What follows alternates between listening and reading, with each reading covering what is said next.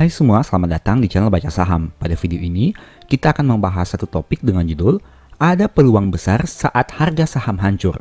Tapi seperti biasa, semua pembahasan ini bukan rekomendasi dan hanya informasi. Ingat, kerugian kamu tanggung sendiri ya. Video ini merupakan lanjutan pembahasan dari video yang sudah pernah saya upload. Saya akan membahas beberapa cara sederhana yang bisa dilakukan agar mendapat profit yang lebih maksimal. Tapi sebelum melanjutkan video ini, sebaiknya kamu nonton dulu video seperti thumbnail di bawah. Tujuannya agar jangan sampai kamu jadi gagal paham dengan apa yang akan saya sampaikan nanti. Sekarang, mari kita langsung saja lihat videonya. Apakah mungkin jika kita berharap mendapat dividen dan setelah mendapat dividen, kita jual sahamnya dan dapat juga capital gain? Hal itu mungkin saja terjadi, tapi tidak bisa dilakukan kepada semua saham. Cara ini sudah saya buktikan sendiri, bukan hanya 1 tahun, tapi sudah beberapa tahun terakhir. Dan kita akan manfaatkan momentum cum det dividen yang akhir-akhir ini sedang ramai dibicarakan. Saya akan membagikan rahasianya kepada kamu secara gratis pada video ini, jadi nonton hingga selesai.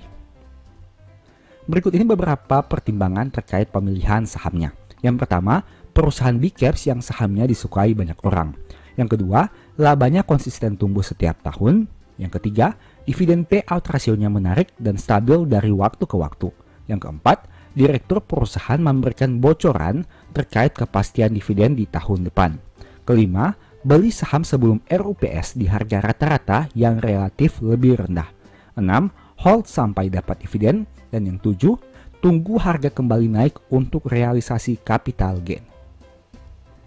Agar lebih jelas, saya sharing saja berdasarkan contoh nyata yang terjadi. Nah, yang pertama, perusahaan big caps yang sahamnya disukai banyak orang. Pada video ini kita akan mengambil 2 contoh saham, yaitu BBRI dan BMRI. Kenapa 2 saham ini?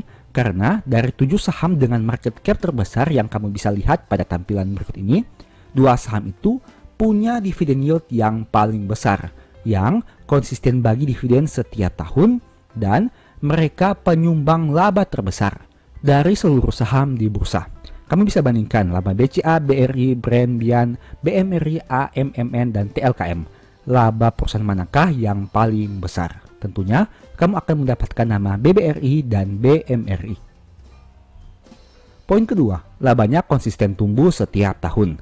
Kamu bisa lihat di sini bahwa laba BMRI di tahun 2019 adalah 27,4 triliun. Dan di tahun 2023 naik mencapai 55 triliun, kenaikan yang sangat signifikan dalam 5 tahun terakhir. Begitu juga dengan laba BBRI. Di tahun 2019 labanya hanya 34,3 triliun dan di tahun 2023 labanya melonjak naik menjadi 60 triliun. Nah, laba yang tumbuh besar berpotensi memberikan dividen yang lebih besar juga. Jika laba bisa tumbuh 1 kali lipat, berarti kemungkinan dividennya bisa tumbuh 1 kali lipat juga apabila perusahaan bagi dividen dengan payout ratio yang stabil. Seperti yang kamu tahu, sumber pembagian dividen itu berasal dari laba atau ekuitas perusahaan. Apabila labanya konsisten tumbuh, bisa dipastikan bahwa payout rasionya juga akan mengikuti dengan catatan payout rasionya sama dan tentunya dividen yang akan diterima semakin besar. Tapi dengan catatan, perusahaan-perusahaan ini tidak semuanya seperti itu. Karena itulah kamu harus melihat historical payout rasionya seperti apa. Apakah stabil atau tidak. Jika stabil, mungkin bisa dipastikan akan mengalami pertumbuhan apabila labanya tumbuh. Tapi jika payout rasionya tidak stabil, hal itu belum tentu membuat dividen per share-nya akan otomatis meningkat di masa depan. Poin ketiga, historical dividend payout ratio menarik. Menyambung apa yang saya sampaikan tadi, hal ketiga yang kamu perlu perhatikan adalah historical dividend payout rasionya menarik, dengan kata lain stabil juga.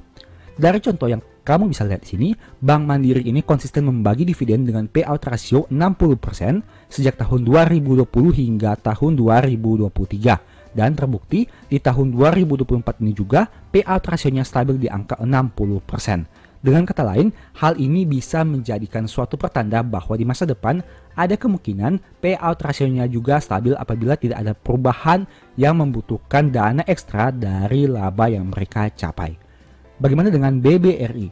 Kamu bisa lihat bahwa payout rasio dividen BBRI cukup konsisten dan mengalami pertumbuhan.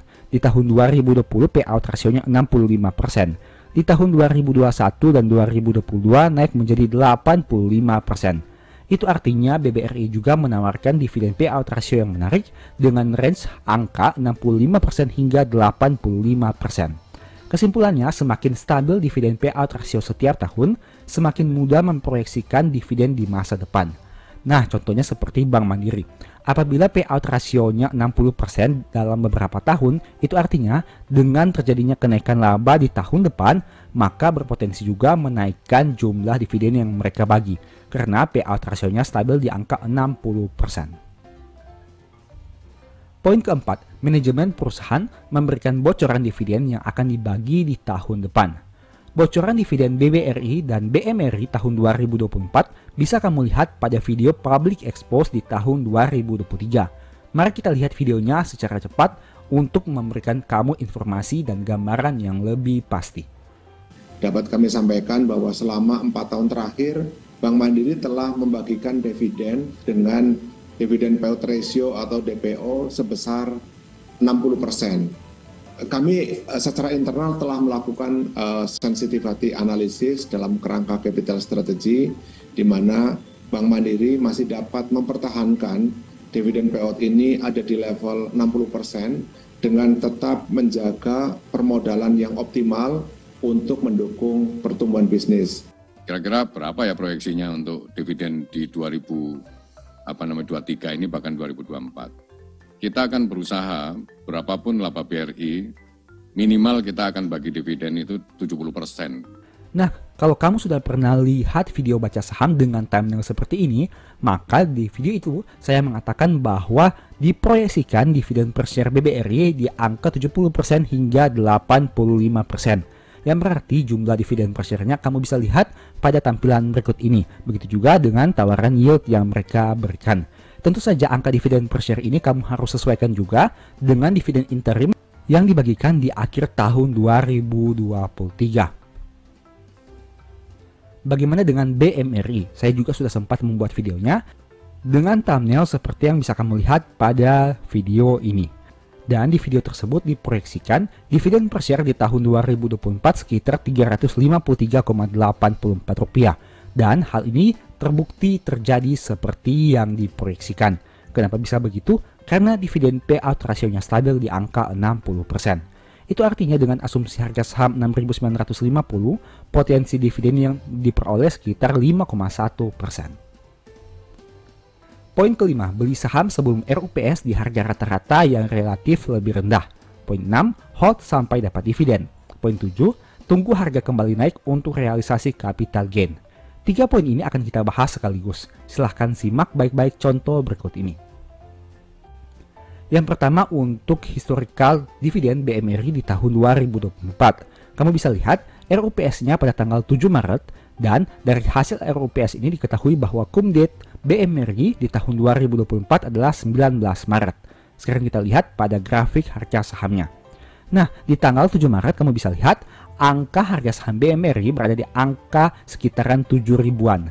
Nah, jika kita katakan bahwa kamu sebaiknya membeli saham BMRI sebelum adanya cum date. Dengan kata lain, harga rata-rata yang bisa kamu peroleh untuk saham BMRI berada pada kotak merah yang pertama ini. Kemudian kita lihat, pada tanggal 19 Maret, BMRI ini memiliki cum date, yang mana 1 hari setelahnya alias ex-date-nya. Kamu bisa lihat sini, sejak adanya RUPS, harga saham BMRI terus mengalami peningkatan dan puncaknya pada tanggal 20 Maret terjadi penurunan harga saham karena sudah memasuki ex-date-nya. Tapi apa yang terjadi? Apakah harga saham BMRI terus turun hingga ke titik terendahnya bahkan di bawah harga 7 ribuan?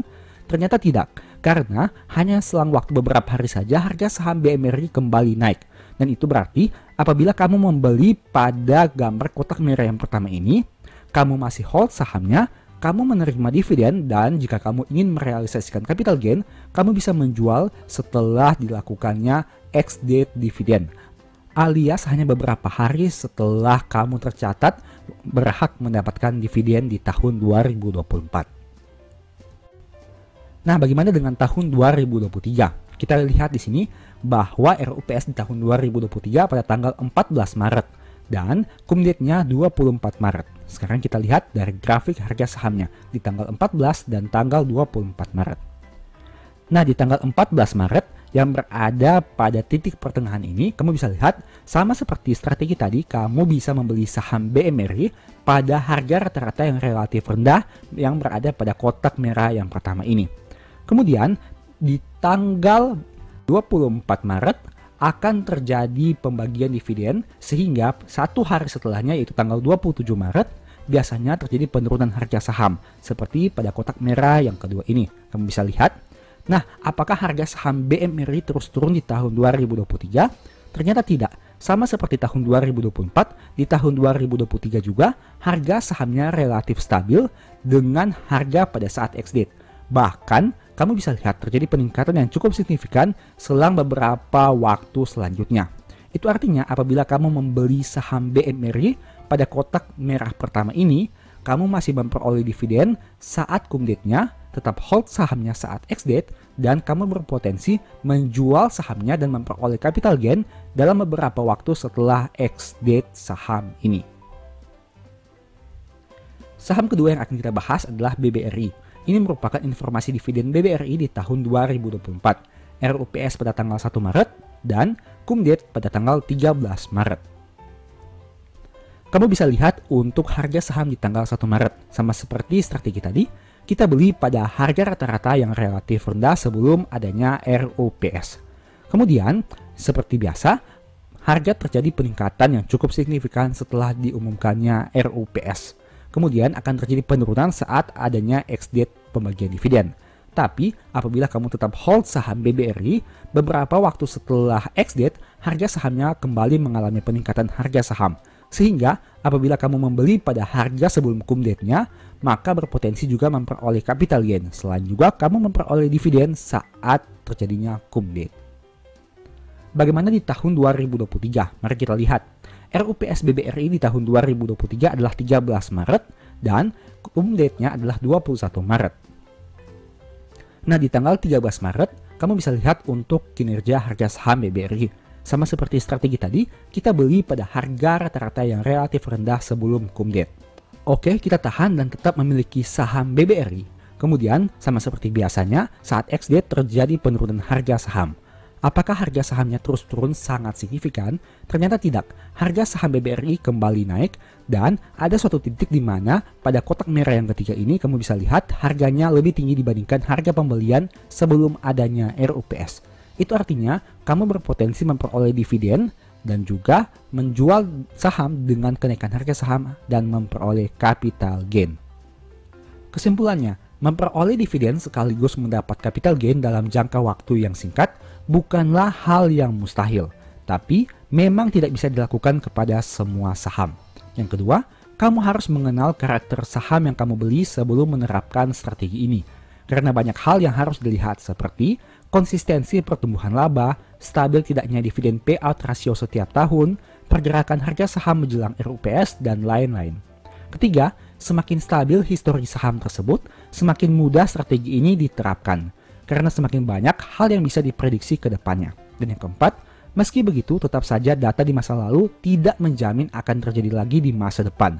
Mungkin beberapa tahun ini kinerja BMRI dan BBRI bisa diprediksi, tapi tidak ada jaminan di masa depan masih tetap stabil dan bertumbuh. Bisa saja kinerjanya menurun, tapi bisa juga tambah bagus. Jadi ingat, selalu pertimbangkan resiko sebelum ambil keputusan, karena resiko kamu yang tanggung sendiri. Nah, setelah nonton video tadi, kamu jadi tahu saham seperti apa yang masuk pada kriteria. Jadi, tidak semua saham bisa efektif dengan cara yang akan saya sampaikan nanti. Selain itu, seperti biasa, disclaimer on. Cara-cara ini tidak menjamin kamu pasti profit, dan kemungkinan kamu rugi tetap ada. Ingat, profit nikmati sendiri, rugi juga kamu tanggung sendiri. Pada pembahasan selanjutnya, saya akan menampilkan beberapa cara sederhana yang bisa kamu lakukan untuk memaksimalkan profit, apalagi saat harga saham turun signifikan. Sekarang kita langsung masuk saja ke dalam pembahasan. Pertama, beli saham saat ex-date dividen. Kamu mungkin sudah tahu bahwa biasanya harga saham akan turun setelah pembagian dividen. Biasanya, penurunannya akan sebanding dengan dividen yang diberikan. Logikanya sederhana, seperti wanita yang mengandung seorang bayi. dengan berat 3 kg.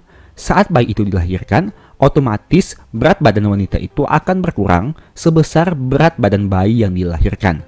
Perumpamaan itu sama seperti dengan harga saham. Saat perusahaan membagi dividen dengan yield 5%, biasanya di ex-date harga saham akan turun sekitar 5%. Alasannya, karena ekuitas perusahaan berkurang sebanyak dividen yang dibagikan. Logikanya hanya seperti itu saja. Tapi kondisi ini tidak bisa disamaratakan pada semua saham. Ada malah saham yang dividennya hanya 5%, tapi harganya turun 10%. Ada juga saham yang dividennya 3%, tapi harga sahamnya malah naik. Oleh karena itu, untuk menerapkan strategi ini, ada beberapa kriteria saham yang sebaiknya kamu pertimbangkan, yaitu: pertama, saham yang membagi dividen dengan yield tinggi, seperti saham di sektor batubara. Karena semakin besar yield dividen, potensi harga turun semakin banyak. Kedua, valuasi masih masuk akal. Karena jika dari awal saham itu valuasinya sudah premium, saat ex-date, biasanya harganya akan turun lebih banyak dari dividen. Alhasil, kamu hanya akan nyangkut berkepanjangan di saham itu. Ketiga, kinerja keuangan terbaru masih bagus dan bertumbuh. Cari saham yang kinerja terbarunya masih tumbuh, khususnya aspek laba. Selain itu, mereka memiliki manajemen yang berkualitas dan produk atau jasa yang dibutuhkan. Poin kedua, beli saham saat harga turun ke angka terendah. Apabila kamu berada pada kondisi di mana harga saham terus turun signifikan, tapi kinerja keuangannya masih tumbuh, sebenarnya itu adalah peluang. Kenapa? Selama valuasinya masih masuk akal, berarti ada gap antara harga saham dan kinerja perusahaan yang bisa dimanfaatkan. Logikanya, apabila kamu bisnis bakso dan profitmu naik di tahun 2024, apakah kamu akan menjual bisnis bakso itu kepada orang lain dengan harga yang sangat rendah? Tentu tidak kan? Malahan kamu akan berpikir untuk ekspansi dan mencari cara bagaimana agar bisa memiliki cabang yang lebih banyak, agar profit jadi lebih besar.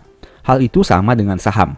Saat kamu melihat ada saham bagus yang harganya turun tapi kinerjanya naik, jangan terlalu takut dan mempertimbangkan hal-hal yang tidak masuk akal. Selama kamu bisa pastikan bahwa perusahaan itu aman-aman saja dan valuasinya masih wajar, lakukan pembelian secara bertahap dan jangan all in. Semakin rendah harga sahamnya semakin bagus, karena pada akhirnya nanti harga akan kembali mengikuti kinerja keuangan. Terlepas banyak yang mengatakan bahwa harga berasal dari supply and demand, menurut saya pribadi, pada akhirnya demand tetap saja akan membeli perusahaan bagus untuk dikoleksi sebagai aset. Logikanya, apabila kamu ingin beli bisnis, apakah kamu mau jika terus membeli bisnis yang jelek? Angka terendah yang bisa kamu jadikan patokan itu beragam. Bisa gunakan angka terendah di tahun 2024. Bisa gunakan angka terendah 3 tahun, 5 tahun, dan seterusnya. Yang jelas, pastikan kamu masih punya dana ekstra apabila harga turun lebih dalam, mendekati harga terendah berikutnya. Apabila harga saham sudah turun signifikan, selama perusahaan dan keuangannya baik, akan ada saatnya harga naik kembali. Dan menariknya, persentase kenaikan akan jauh lebih besar dibandingkan persentase penurunan. Mari kita lihat tabel berikut ini. Apabila harga saham turun dari 1.000 ke 700, penurunannya adalah minus 30%. Tapi apabila harga naik dari 700 ke 1.000, kenaikannya mencapai 43%. Menarikkan, dengan angka yang sama, persentasenya berbeda. Dari perhitungan matematika sederhana ini, kamu bisa melihat satu peluang di mana persentase potensi kenaikan lebih besar dari persentase potensi penurunan. Apabila saham kamu itu bagus tapi harganya turun terus, berarti potensi kenaikannya bisa semakin besar di masa depan. Dengan catatan, kamu pertimbangkan juga potensi risikonya. Ketiga, beli saham di bulan buruk. Tahukah kamu bahwa setiap saham itu punya bulan baik dan buruk? Ada saham yang biasanya naik di awal tahun, tapi di bulan Mei dan September, harganya cenderung turun signifikan. Begitu juga sebaliknya. Dengan mengetahui bulan baik dan buruk suatu saham, sebenarnya kamu bisa memanfaatkannya sebagai peluang untuk memperoleh keuntungan. Caranya sederhana. Lihat saja data probabilitas setiap bulan dari saham incaranmu. Kemudian, lihat di bulan mana saham itu cenderung selalu turun dengan persentase yang besar. Biasakan menggunakan data minimal 5 tahun terakhir agar informasi yang kamu miliki bisa lebih akurat. Setelah mengetahui di bulan apa saham itu sering turun signifikan, berarti kamu bisa siapkan dana untuk banyak beli di bulan tersebut. Seperti biasa, lakukan pembelian secara bertahap untuk mengantisipasi harga turun lebih dalam lagi. Dengan membeli bertahap, kamu berpeluang untuk memperoleh harga rata-rata yang lebih rendah. Semakin rendah tentunya jadi semakin bagus. Meski begitu, kamu harus ingat bahwa metode ini harus tetap mempertimbangkan kinerja terkini dari perusahaan. Apabila kinerjanya turun signifikan, kamu jangan juga nekat untuk membeli dan terus melakukan average down. Itu namanya membahayakan diri sendiri.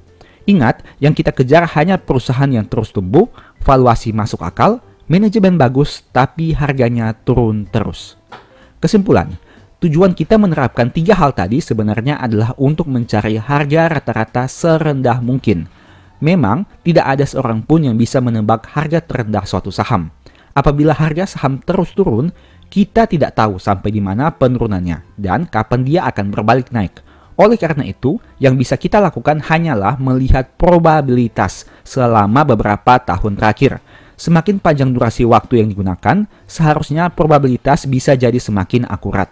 Sekalipun apabila nanti analisa kita meleset dan harga masih terus turun, harga rata-rata yang kita miliki bukanlah harga pucuk, sehingga masih terdapat potensi keuntungan di masa depan apabila harga kembali naik. Selain itu, saya selalu mengatakan kepada kamu bahwa pastikan money managementmu itu baik. Jangan kehabisan dana sebelum waktunya. Caranya sederhana, dengan melakukan pembelian secara bertahap dan mengantisipasi harga tidak masuk akal dari suatu saham. Pastikan di harga tersebut kamu masih punya dana untuk melakukan pembelian. Dengan strategi sederhana ini, diharapkan kamu bisa memperoleh profit yang lebih maksimal di kemudian hari. Memang, tidak ada jaminan profitmu bisa lebih besar, tapi setidaknya kamu berusaha untuk meningkatkan probabilitasnya dengan berbagai cara yang tadi sudah dibahas. Semoga video ini bermanfaat ya. Nah, di video berikutnya kamu ingin dibahas materi apa lagi? Tulis di kolom komentar ya. Sebagai informasi, channel YouTube Baca Saham sekarang ada 2. Yang pertama Baca Saham dan Baca Saham dari Nol. Berikut ini beberapa list ebook Baca Saham. Pertama, Stock for Living. Kedua, Strategi Nabung Saham. Ketiga, The Stock Market. Dan yang keempat, Cara Cepat Analisa Laporan Keuangan. Apabila tertarik, chat saja pada nomor WA yang ada di video ini. Semoga video ini bermanfaat ya. Thank you.